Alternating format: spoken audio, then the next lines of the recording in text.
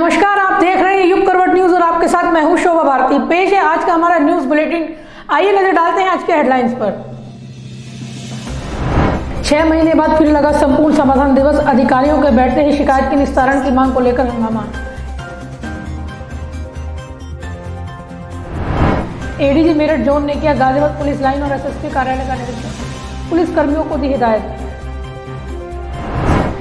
सेवा सप्ताह के दूसरे दिन भाजपाइयों ने बांटे चश्मा। मोदी जी 70 के हो रहे हैं, हम 7 दिनों तक सेवा करेंगे।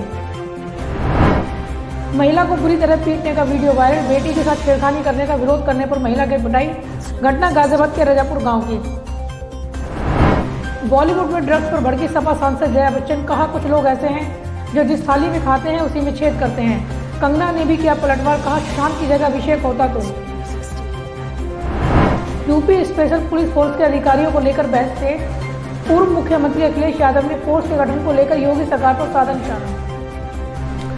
कोरोना संक्रमण काल के दौरान बंद किए गए संपूर्ण समाधान दिवस को मंगलवार को फिर से संचालित कर दिया गया है।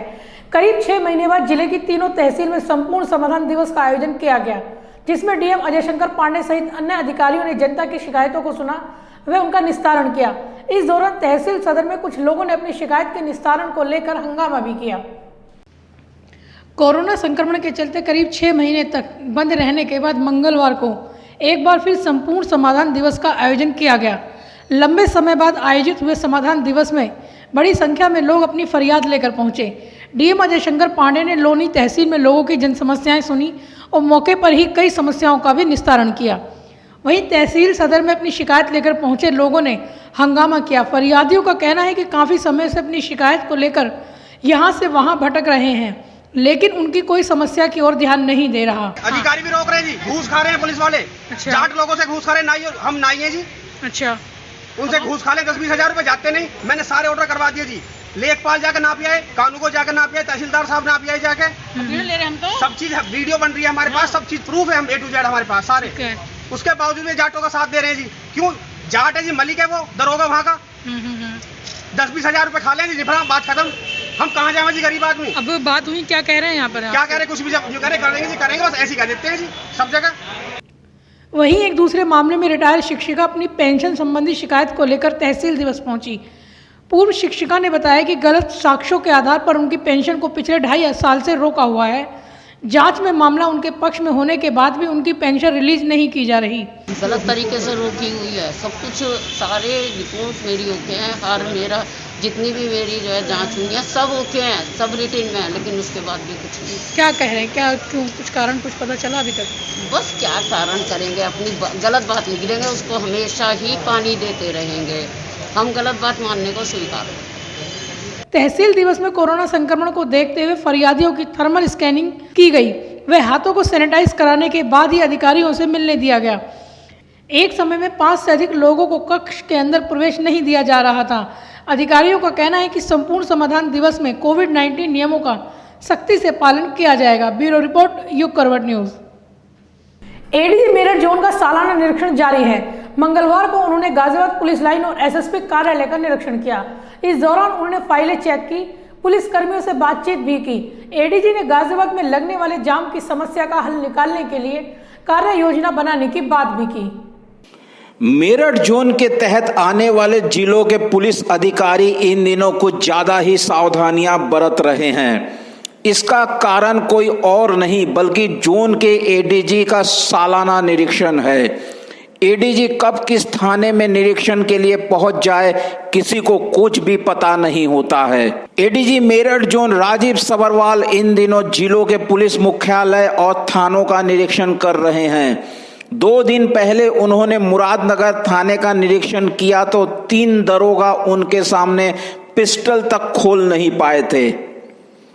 मंगलवार को एडीजी गाजियाबाद पुलिस लाइंस पहुंचे। वहां पहुंचते ही उन्होंने कई विभागों का निरीक्षण किया, ऑफिस के रजिस्टर देखे, पुलिस कर्मियों से बातचीत की। हालांकि उन्हें कोई कमी नहीं मिली, फिर भी उन्होंने अफसरों को सब कुछ व्यवस्थित करने को कहा।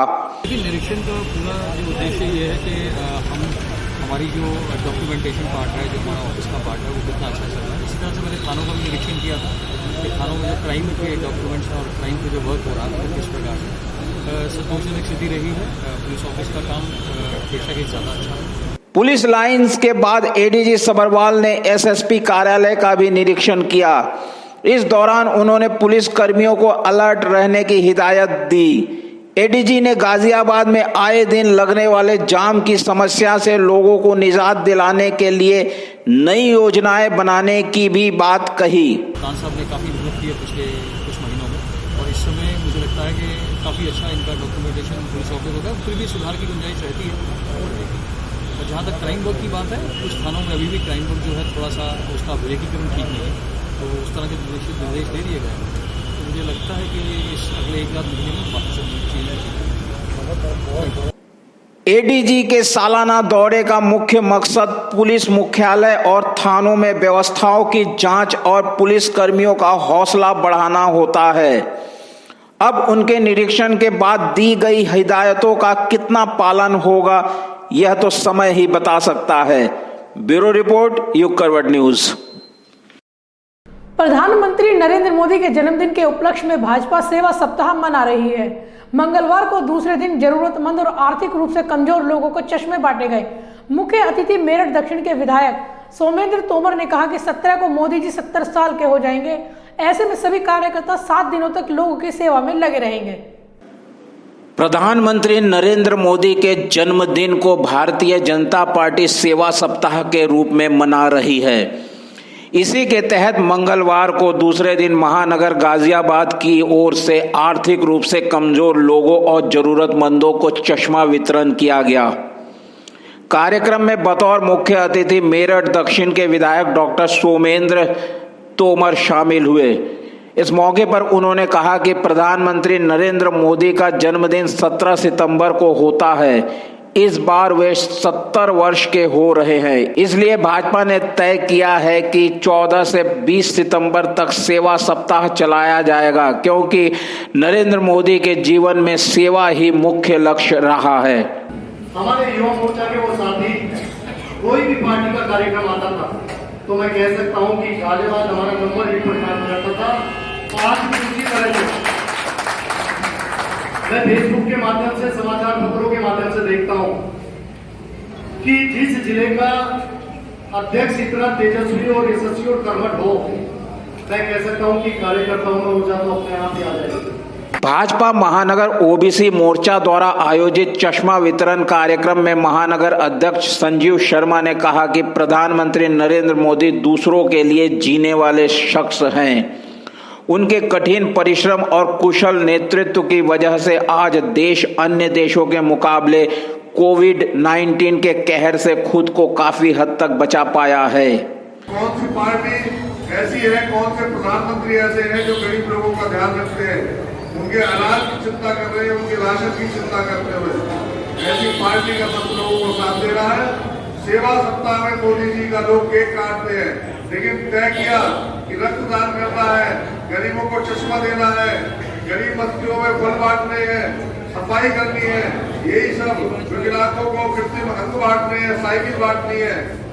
तो ये सब चीज केवल भारतीय जनता पार्टी में संभव है। कोरोना संक्रमण और लॉकडाउन के चलते खराब आर्थिक स्थिति को देखते हुए भाजपा केंद्रीय नेतृत्व ने प्रधानमंत्री के जन्मदिन के अवसर पर तामझाम नहीं करते हुए 1 सप्ताह तक लोगों की सेवा करने का फैसला किया है। यह देखना दिलचस्प होगा कि क्या वाकई में कार्यकर्ता जनता की सेवा करेंगे या फिर सिर्फ रस्म अदायगी होगी। ब्यूरो रिपोर्ट, युग करवट न्यूज। बॉलीवुड में ड्रग्स की गूंज अब संसद में भी सुनाई देने लगी है। समाजवादी पार्टी की सांसद जया बच्चन ने नाम लिए बिना कहा कि कुछ सदस्य ऐसे हैं जो जिस थाली में खाते हैं उसी में छेद करते हैं। जया बच्चन का इशारा भाजपा सांसद रवि किशन की ओर था। रवि किशन ने सोमवार को लोकसभा में मामला उठाया था। जया बच्चन को कंगना ने अपने अंदाज में जवाब दिया। बॉलीवुड में ड्रग्स की गूंज अब संसद में भी सुनाई दे रही है। सोमवार को भाजपा सांसद रवि किशन की ओर से मामला उठाए जाने के बाद मंगलवार को सपा सांसद और अभिनेत्री जया बच्चन ने मोर्चा संभाला। हालांकि उन्होंने किसी का नाम नहीं लिया, लेकिन उनकी बातों से पता चल गया कि वे किस पर निशाना साध रही है। जया बच्चन ने कहा कि बॉलीवुड को बदनाम करने की साजिश चल रही है। इस इंडस्ट्री में अपना नाम बनाने वाले लोग अब इसे गटर बता रहे हैं। बता दें कि कंगना रनावत ने 26 अगस्त को ट्विटर के जरिए बॉलीवुड को गटर कहा था। गोरखपुर के सांसद रवि किशन का नाम लिए बिना जया बच्चन ने कहा कि मुझे शर्म आती है कि सोमवार को लोकसभा में हमारे एक सदस्य जो फिल्म उद्योग से है ने इसके खिलाफ बात की। यह शर्मनाक है। जिस थाली में खाते हैं उसी में छेद करते हैं, गलत बात है। Sir, people who have made their name in this film industry have called it a gutter. I completely disagree and I really disassociate, and I hope the government tells these people who have made their earning, name and fame in this industry to stop using such language. There are people in the entertainment industry who are some of the highest taxpayers. They are still being harassed. All kinds of promises are being made to entertainment industry but never ever kept. Sir, I get very worked up and very emotional. I have too many things to say, but you're not giving me enough time and opportunity to speak. Sir, I think the government must stand by the entertainment industry, because the entertainment industry always comes forward to help the government in whatever good work that the government takes up. They come and speak for them. They support them. If there is a national calamity, they come forward, they give money, they give their services. I think that it is very, very important that the government must support this industry and not kill it just because there are few people. You cannot tarnish the image of the entire industry. Jaya Bachchan का बयान आते ही कंगना ने भी पलटवार करने में देर नहीं लगाई। उन्होंने ट्वीट कर कहा कि जया जी, आप तब भी यही बातें कहती अगर मेरी जगह आपकी बेटी श्वेता को टीनेज में पीटा गया होता, ड्रग्स दिए गए होते और शोषण होता। क्या तब भी आप यही कहती अगर अभिषेक लगातार बुलिंग और शोषण की बातें करते और एक दिन फांसी पर झूल जाते? थोड़ी हमदर्दी हमसे भी दिखाइए। इतना ही नहीं, जया बच्चन को भाजपा सांसद रवि किशन ने भी जवाब दिया है। रवि किशन ने कहा कि जया बच्चन जी ने मेरा पूरा बयान नहीं सुना है। मैं बच्चन परिवार का काफी सम्मान करता हूं। मुझे उम्मीद है कि ड्रग्स के खिलाफ अभियान में वे साथ देंगी। मैंने कभी यह नहीं कहा कि बॉलीवुड गटर है, लेकिन कुछ ऐसे लोग हैं जो इंडस्ट्री को ड्रग के माध्यम से खोखला कर रहे हैं।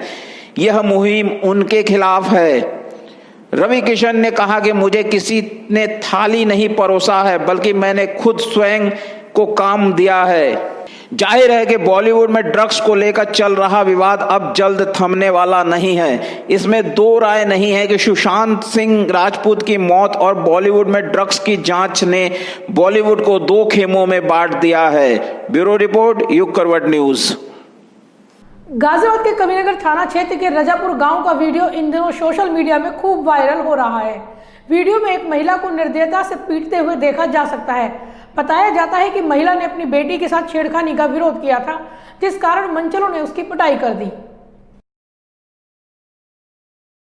इस वीडियो को देखकर किसी का भी दिल पसीज सकता है। बीच चौराहे पर एक महिला की बुरी तरह पिटाई करने का यह वीडियो गाजियाबाद के कविनगर का है।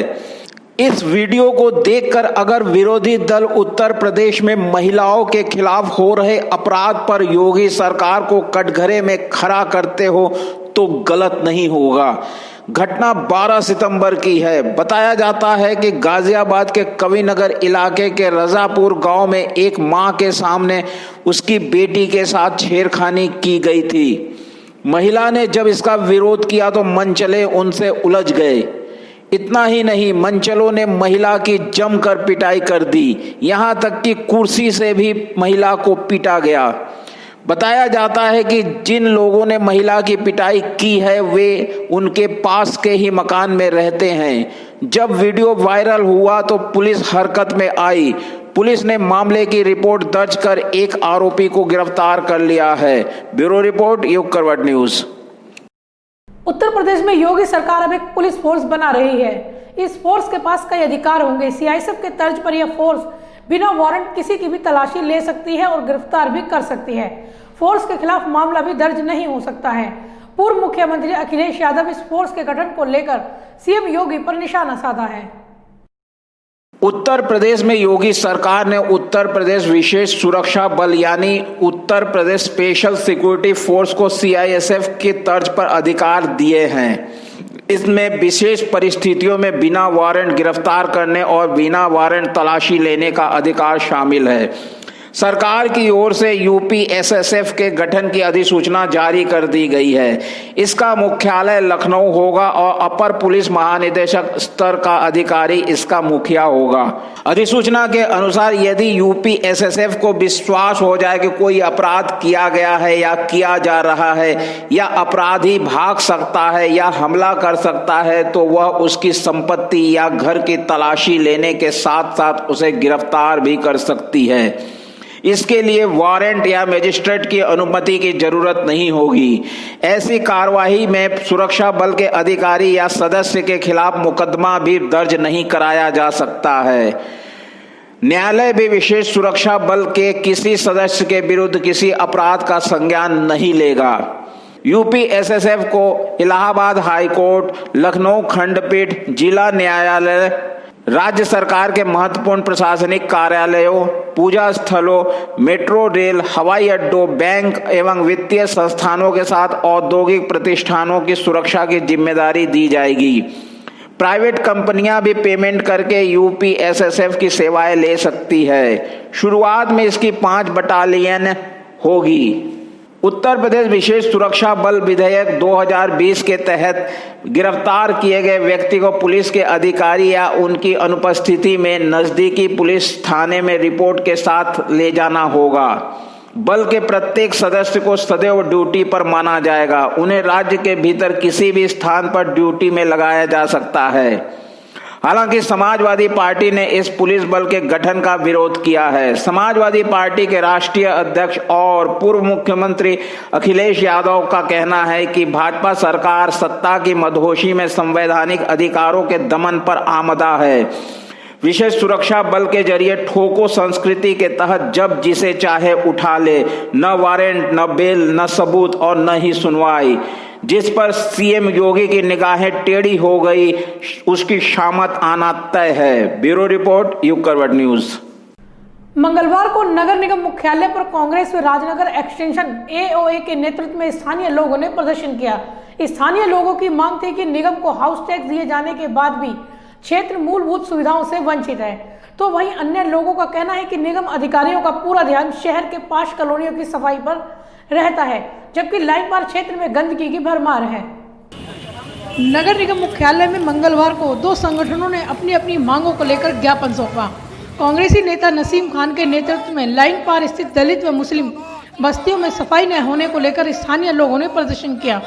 स्थानीय लोगों का आरोप है कि निगम अधिकारियों का पूरा ध्यान शहर की मुख्य सड़कों और 5 कॉलोनियों की सफाई पर रहता है, जबकि लाइन पार की बस्तियों में गंदगी के ढेर लगे हुए हैं, वहां कोई नहीं पहुंचता। कांग्रेसी नेता नसीम खान ने नगर आयुक्त से मांग की है कि सफाई व्यवस्था को लेकर जातीय व धार्मिक भेदभाव होना ठीक नहीं है।